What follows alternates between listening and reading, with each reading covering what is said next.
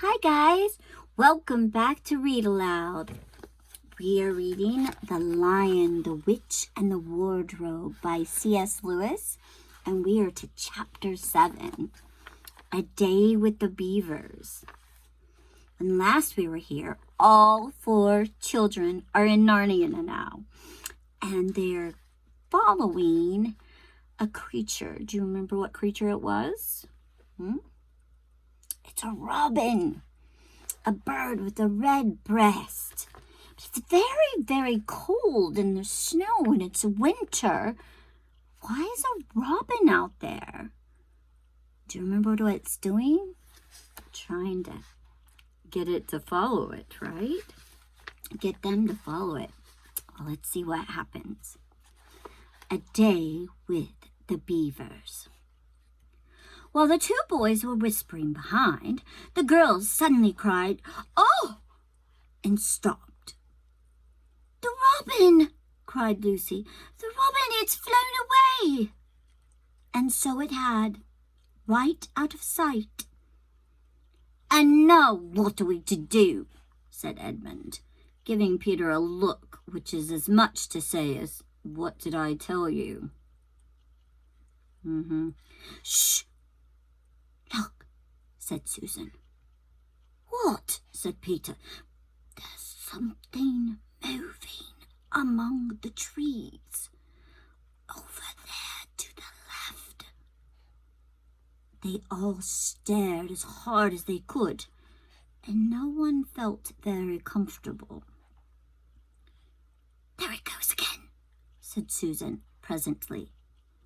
"I saw it that time too," said Peter. "It's still there. It's gone just behind that tree." "What is it?" said Lucy, trying very hard not to sound nervous. "Whatever it is," said Peter, "it's dodging us. It's something that doesn't want to be seen." "Let's go home," said Susan. And then, though nobody said it out loud, everyone suddenly realized the same fact that Edmund had whispered to Peter at the end of the last chapter. They were lost. "What's it like?" said Lucy. It's kind of animal," said Susan. "And then, look, there it is." They all saw it this time. A whiskered, furry face which had looked out at them from behind a tree. But this time it didn't immediately draw back. Instead, the animal put its paw against its mouth, just as humans put their finger on their lips when they're signaling you to be quiet. Then it disappeared again. The children all stood holding their breath. A moment later, the stranger came out from behind the tree, glanced all around as if it were afraid someone was watching, and said, "Hush!" made signs for them to join it in the thicker bit of the wood where it was standing, and then once more disappeared. There it is right there.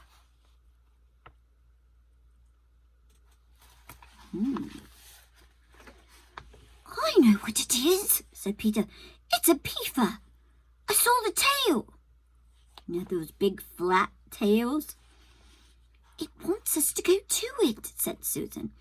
"And it's warning us not to make a noise." "I know," said Peter. "The question is, are we to go or not? What do you think, Lou?" "I think it's a nice beaver," said Lucy. "Yes, but how do we know?" said Edmund. "Shan't we have to risk it?" said Susan. "I mean, it's no good just standing here. And I feel I want some dinner." At this moment, the beaver again popped its head out from behind a tree and beckoned them earnestly. "Come on," said Peter. let's give it a try. Or keep close together. We ought to be a match for one beaver if it turns out to be an enemy. Oh no, beavers are pretty mean. We'll see, though. Hope it doesn't come to that. So the children all got close together and walked up to the tree and in behind it. And there, sure enough, they found the beaver. But it still drew back, saying to them in a horsey, throaty whisper, "Further in. Come, further in. Right in here. We're not safe out in the open." Only when it had led them into a dark spot where 4 trees grew so close together that their boughs met and the brown earth and pine needles could be seen underfoot because no snow had been able to fall there, did it begin to talk to them. "Are you the sons of Adam and the daughters of Eve?" it said. "We're some of them," said Peter. "Shh," said the beaver. "Not so loud, please. We're not even safe here." "Why? Who are you afraid of?" asked Peter. "There's no one here but ourselves." "They're all trees," said the beaver. "They're always listening. Most of them are on our side, but they're all trees that would betray us, duh. You know who I mean." And it nodded its head several times. "If it comes to talking about sides," said Edmund, "how do we know you're a friend?" "Not meaning to be rude, Mr. Beaver," said Peter, "but you see, we're strangers." Quite right, said the beaver. "Here is my token." With these words, it held up to them a little white object. They all looked at it in surprise, till suddenly Lucy said, "Oh, of course! It's my handkerchief, the one I gave to poor Mr. Tumnus." "That's right," said the beaver. "Poor fellow. He got wind of the arrest before it actually happened and handed this over to me. He said that if anything happened to him, I must meet you here and take you on to..." Here the beaver's voice sank into silence, and it gave 1 or 2 very mysterious nods. Then signaling to the children to stand as close around it as they possibly could, so that their faces were actually tickled by its whiskers, it added in a low whisper, "They say Aslan is on the move. Perhaps has already landed." And now, a very curious thing happened. None of the children knew who Aslan was, any more than you do. But the moment the beaver had spoken these words, everyone felt quite different.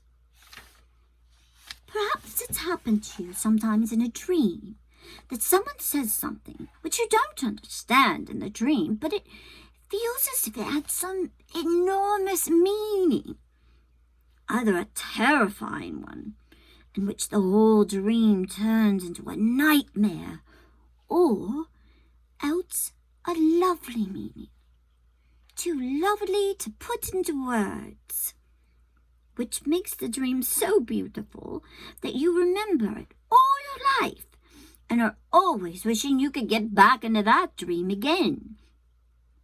It was like that now. At the name of Aslan, each one of the children felt something jump in its inside. Edmund felt a sensation of mysterious horror. Peter felt suddenly brave and adventurous. Susan felt as if some delicious smell or some delightful strain of music just floated by her.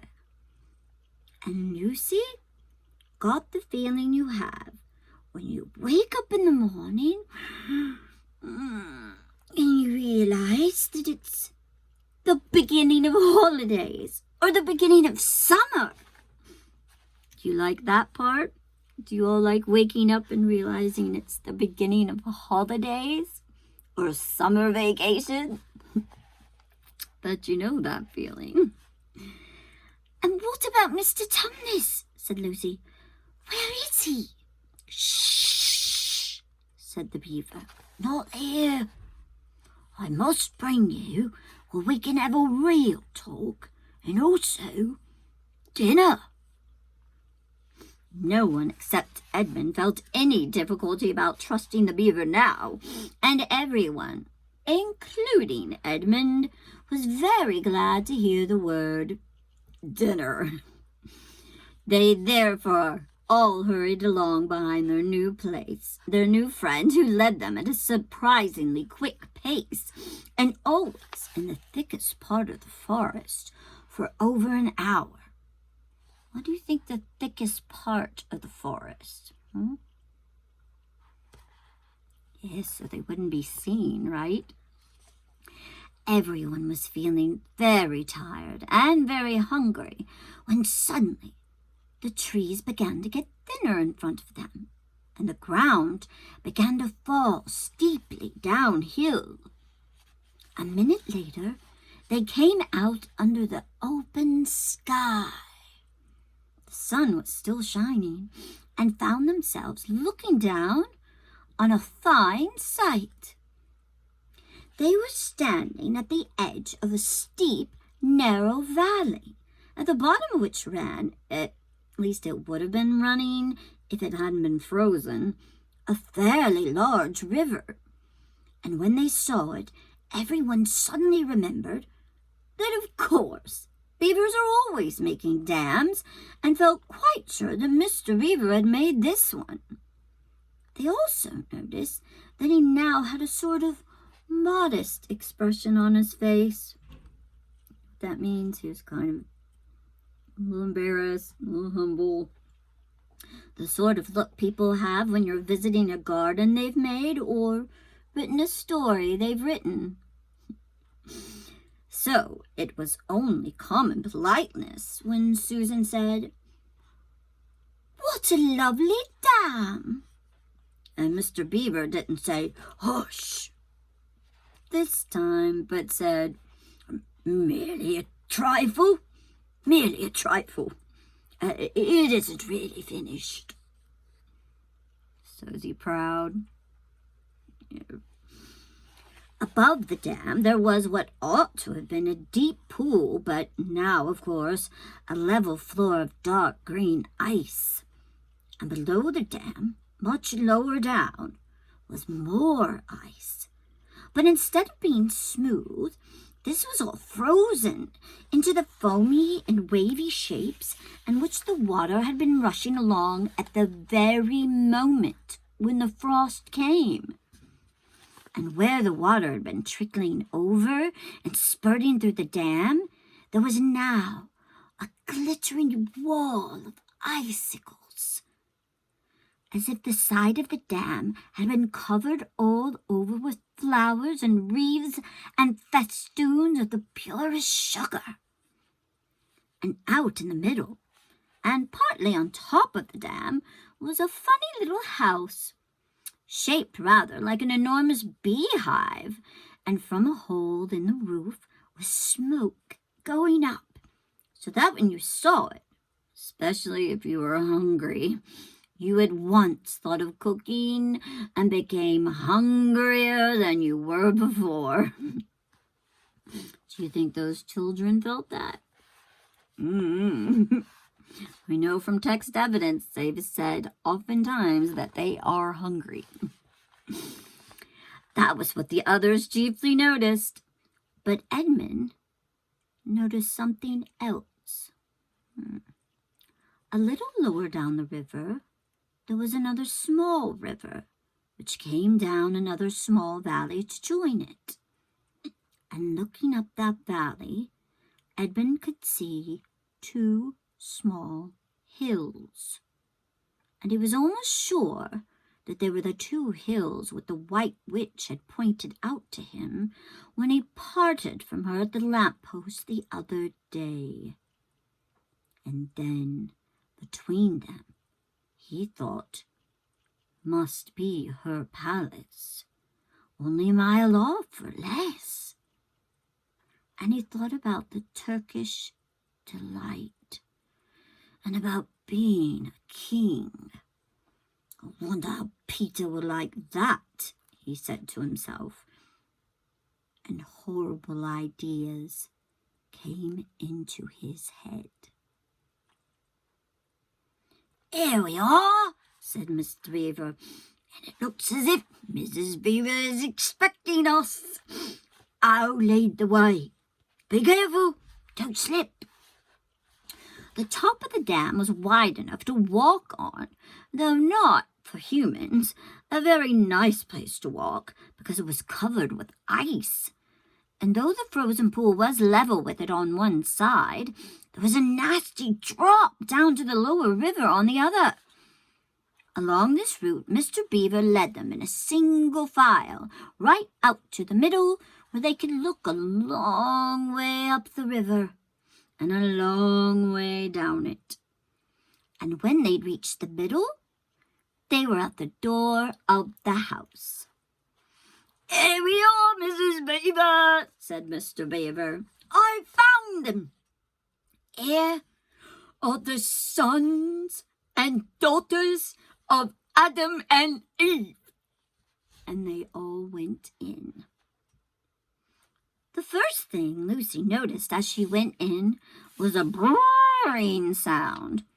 And the first thing she saw was a kind-looking old she-beaver sitting in the corner with a thread in her mouth, working busily at her sewing machine. And it was from it that the sound came. She stopped her work and got up as soon as the children came in.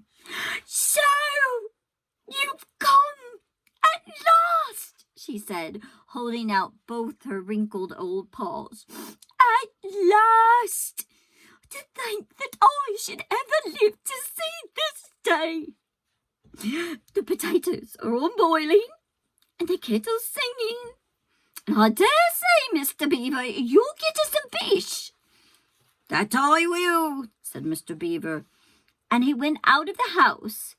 Peter went with him and across the ice of the deep pool to where he had a little hole in the ice, which he kept open every day with his hatchet. What a hatchet is, like a little axe. They took a pail with them. Mr. Beaver sat down quietly at the edge of the hole.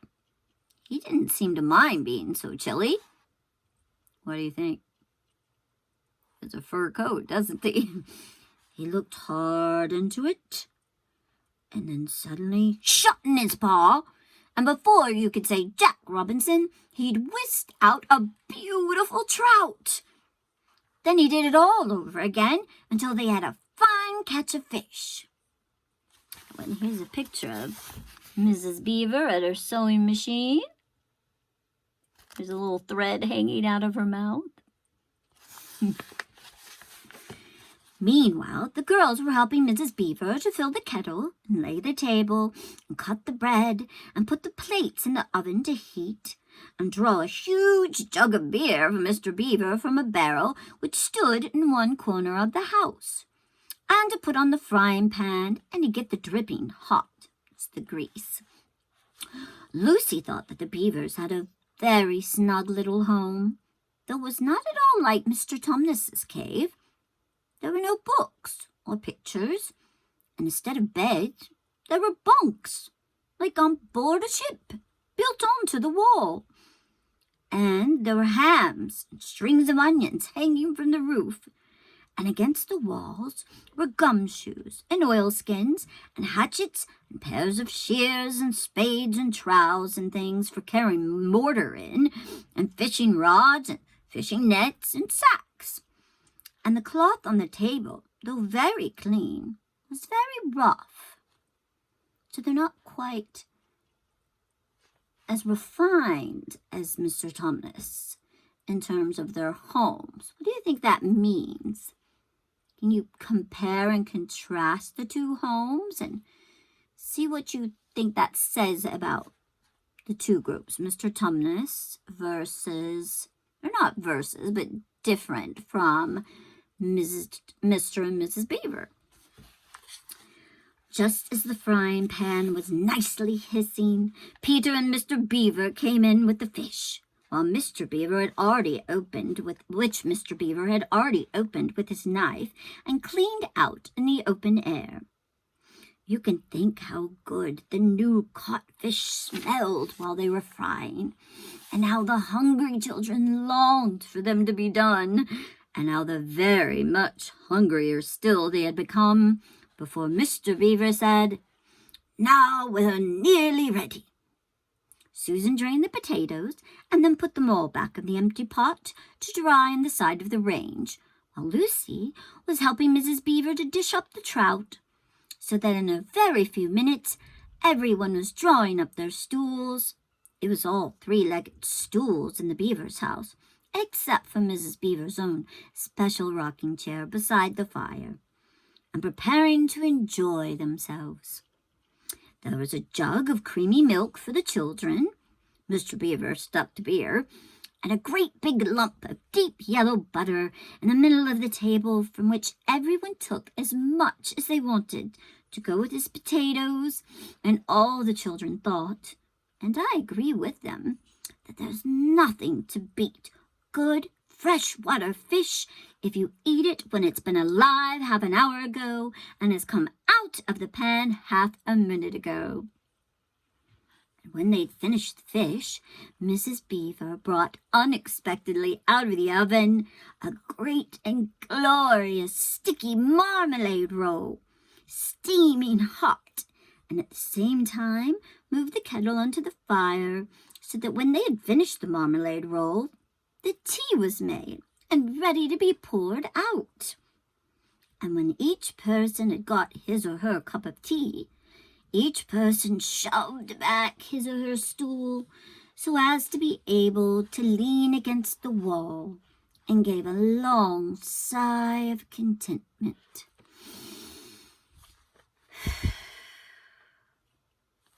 Here's a little picture of them. They're all at the table. Lucy and Susan, Edmund and Peter, and the Beavers. There's their little stove and the hams hanging. Very cozy. Do you think they feel good? All stuffed with food and a surprise marmalade roll. "And now," said Mr. Beaver, pushing away his empty beer mug and pulling his cup of tea towards him, "if you'll just wait till I've got my pipe lit up and going nicely, why now we can get to business. It's snowing again," he added, cocking his eye at the window. "That's all the better, because it means we shan't have any visitors. Or, if anyone should have been trying to follow you, well, you won't find any tracks." Why would he be worried about tracks and people being able to follow their tracks in the snow, or creatures? Who could be following them, and why? And what does Mr. Beaver want to talk to them about once he has his pipe lit up and going nicely, as he says? I wonder. We'll find out next time. Chapter 8 is called What Happened After Dinner. So not what was said, but what happened. We'll find out. Bye, guys.